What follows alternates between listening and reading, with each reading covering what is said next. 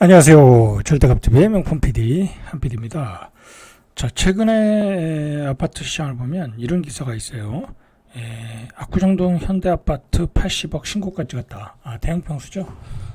자, 이런 기사들이 나오고 있어요. 지금 고가 아파트, A급 A급의 아파트에서 신고가가 종종 나오고 있어요.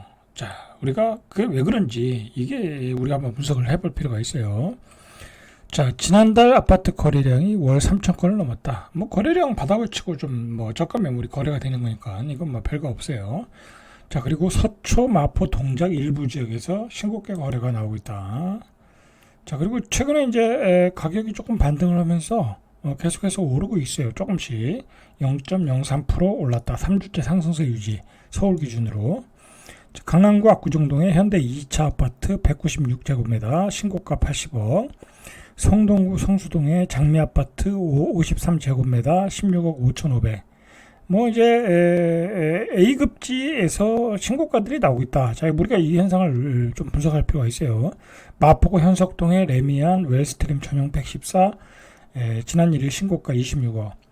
자, 이게 왜 그러냐면 결국은 윤석열 정부에서 어떤 고가주택 쪽에 대한 전면적인 규제 완화, 그 다음에 중과세 완화, 그 다음에 종부세 완화, 그런 걸 통해서 사람들이 대부분이 이제 똘똘한 한 채로 가고 있는 거야. 자, 그런 현상 때문에 가격이 올라가고 있다라는 거죠.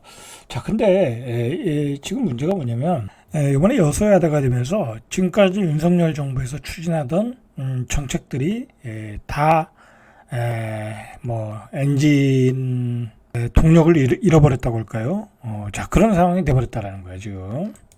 자, 대부분이 여야가 합의를 해서 법안이 통과돼야 이 윤석열 정부에서 추진했던 정책들이 다 추진될 수 있다라는 데 문제가 있는 거예요, 지금. 그리고 중요한 거는 윤석열 정부에서 내놓은 정책들이 굉장히 급진적인 정책들이 많거든요. 다 거의 대부분 이제 규제 완화 그런 것들이 많다 보니까, 그리고 이제 다주택자에 대한 어떤 혜택 그런 게 많다 보니까 지금 야당하고는 이견 차이가 있거든요. 자, 그래서 이게 통과가 어려울 가능성이 있겠다. 그런 얘기가 나오고 있어요. 자, 오늘은 그런 얘기를 하는 거예요. 자, 윤석열 정부가 2022년 5월 출범 이후에 적극적인 부동산 규제 완화. 이 정책은 좋았어요. 그죠? 규제 완화를 해서 공급 물량을 불어넣겠다라는 거죠. 자, 그러면 규제 완화해서 공급 물량을 불어넣으면 가격이 떨어져야 되잖아요. 그죠? 가격이 떨어져야 되는데 오히려 A급제 아파트 가격은 지금 계속 올라가고 있다라는 게 문제잖아요. 그죠? 자, 그래서 8월 달에, 9월 달에, 12월 달에, 다시 1월 달에, 지난 8월에 270만 가구 공급, 그 다음에 9월에 재건축 부담금 합리화 방안, 그 다음에 재건축 안전진단 합리화 방안, 주택 공급 확대 및 건설 경기 보완 방안, 이렇게 건설 경기를 살리는 방안, 이 규제 완화를 대폭 이제 발표했는데, 이거에 따라 법령들이 좀 바뀌어야 되는데 지금 여야가 합의를 못 하고 있어요. 여러 가지 좀 문제가 있는 거죠. 그런데 지금 이제 22대 선거가 끝났는데 그게 쉽지 않을 거란 얘기가 나오는 거예요. 자, 그리고 3월 달에 건설 경기 회복 지원 방안 또 이것도 발표했어요. 이게 건설회사들 요즘 PF 때문에 굉장히 위험하잖아요. 이제 건설 회사들 살려주려고 지원 방안을 마련했는데 또 그것도 쉽지 않을 것 같아요. 또 이 야당 입장에서 보면 또 혜택이 될 수 있으니까 건설회사. 자, 당장 이제 PF 때문에 이제 굉장히 상황이 안 좋은 건설회사들을 살려줘야 되는데 이게 이제 첫 번째 대책이 뭐냐면 CR 리츠예요. 그죠? 미분양 주택을 구조 조정, 기업 구조 조정, CR 리츠가 매입을 해서 세제 혜택을 주고 매입을 해서 건설회사들을 이 미분양 물량을 털어주려고 그랬는데 이것도 법안이 통과돼야 된다라는 거야. 그죠? 그래서 이 정도는 통과가 되지 않을까요? 그죠? 안 그러면 지금 건설회사들 다 망하게 생겼는데. 자, 그 다음에 주택 공급을 위해 재건축, 재개발 등 정비사업 규제를 완화하고 다주택자에 대한 부동산 세금 중과세 징벌적 과세를 이제 부담을 덜어주겠다고 했는데, 자, 이것도 이게 내년이 만기예요. 이 다주택자에 대한 중과세 징벌 유예죠. 유예가 내년인데 이거를 유예를 해주냐 안 해주냐. 자, 그런 문제가 또 달려 있어요, 내년에. 이거 유예 안 해주면 또 문제가 되겠죠. 그죠? 근데 이거는 다주택자 중과세 유예는 이거는 유예를 해주든지 아니면 뭐 법을 없애버리든지 해야 돼. 안 그러면 시장에 매물이 안 나오는데, 그죠? 뭐 그렇게 해서 좌파 정부 때 집값이 급등했던 거 아니에요, 그죠? 좌파가 또 그런 실수를 하진 않겠죠, 그죠? 그럼 또 실수를 한다고 하면 그건 좌파도 폭망하는 거예요, 그죠? 그렇게 해서 집값을 지들이 올려놨잖아, 그죠?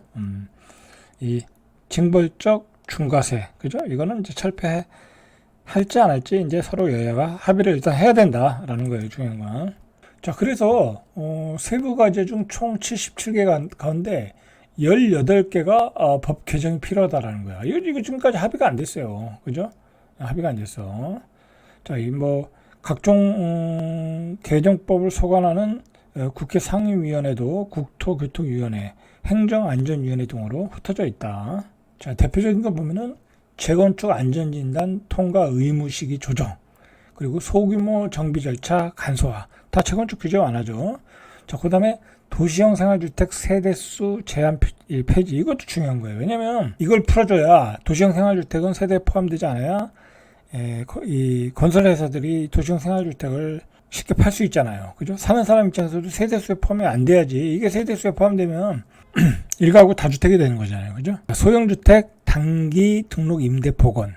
이것도 이제 임대주택으로 다시 복원해야 되는데, 이것도 또 여야가 협의가 돼야 돼요. 그 다음에 지방 준공후 미분양 구입 시 1세대 1주택 특례 적용. 자, 이것도 이제 또 여야가 합의돼야 되는 거고. 자, 이게 건설 경기를 살릴 수 있는 법안들이에요. 이게 여야가 어떻게 합의할지 모르겠어. 자, 정부가 1월 10일 대책을 통해서 재건축 연한을 30년 채운 거죠. 아파트는 안전진단 없이 바로 추진위원회를 구성해서 재건축에 착수할 수 있겠다고 밝혔죠. 자, 이 안전진단을 하는 것 자체가 비용도 많이 들고 이거 통과하기가 쉽지가 않아요. 근데 이걸 없애겠다라는 거잖아요. 그건 획기적인 거죠. 그죠? 이렇게 되면 13년에서 15년 걸리던 사업이 3년 정도 줄일 수 있다. 한 3년 정도 줄일 수 있는 거죠. 그죠? 그래서 야당의 동의를 얻어 법 개정을 해야 된다. 이거 개정을 도와줄까요? 그죠? 이런 거는 빨리빨리 개정을 해야죠. 그죠? 자, 그 다음에 다양한 주택 공급을 위한 소규모 신축주택, 비아파트 등에 대한 규제안. 아까도 말했듯이, 도시형 생활주택, 오피스텔. 자, 오피스텔도 이게 지금 문제가 큰 게 요즘은 주소 이전이 안 되면,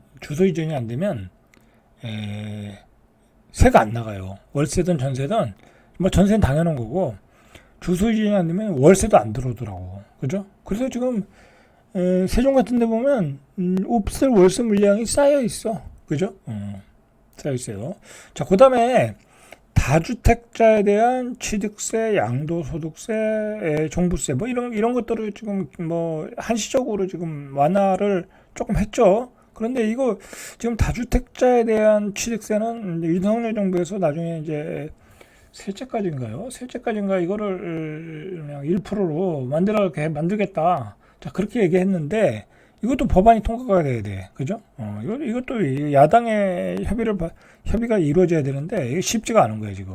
야당 입장에서는. 야당은 다주택자라고 하면 그냥 거의 벌벌 떠니까. 그죠? 자, 부자 감세 정책이라면, 이제 야당에서는 이제 비판하고 있는 거죠. 중과세 폐지하고. 그런 거 보면, 지금 야당과 여당은 부동산 정책에 대해서는 거의 극과 극 같아요. 그죠? 부동산으로 절대 다주택자를 인정 안 하는 분위기고, 부동산으로 버는 소득은 불로소득이라고 생각하니까 이게 쉽게 또 협의가 이루어지기가 쉽지 않을 것 같아요. 자, 여당이 폐지하라고 하는 임대차 이입법, 이것도 문제가 좀 많거든요. 계약 갱신 청구권, 전월세 상한제, 그러니까 상한제도 폐지하자라는 얘기예요. 5%. 그리고 계약 갱신도 뭐 폐지하자. 그러니까 여당은 그냥 임대차 이법을 그냥 폐지하자라는 거예요. 이거 사실은. 그죠? 자, 국민의힘은 임대차 이법의 부작용을 지적하며 폐기하겠다고 하나, 민주당은 당연히 이를 유지하라고 그러겠죠. 그죠? 지지자들의 또 눈치를 봐야 되니까. 자, 이것도 서로 그 의견차가 있어요. 그죠? 아까도 말했듯이 CR 리츠를 도입을 하느냐. 이것도 어떻게 보면 기업에 CR 리츠 회사에 혜택을 주는 거잖아요. 그죠? 그 다음에 건설사들에게 혜택을 주는 거잖아요. 그죠? 그 건설사들은 지들이 싸게 분양하면 되는데 비싸게 분양하는 거 안 되니까 그걸 뭐 국가가 또 법을 만들어서 CR 리츠에게 또 팔게 해준다. 그것 자체도 기업의 혜택이라고 또 생각할 수도 있는 거야. 그 야당의 입장에서는. 자, 이렇게 많은 법안들이 지금 여야 의견차가 커졌어요. 자, 이것 때문에 뭐 요즘 주식시장도 안 좋긴 하지만 건설주가 뭐 4월 6기설도 겹쳐가지고 건설주가 지금 폭락을 하고 있어. 그죠? 폭락을 하고 있어요. 많이 폭락을 하고 있어요. 완전히 저점을 깼어. 자, 이럴 때 또 사야죠. 그죠? 건설주는 이럴 때가 바닥인 거예요. 어떻게 보면. 자, 오늘은 여기까지 이상 절대값TV의 명품 PD 한 PD였습니다.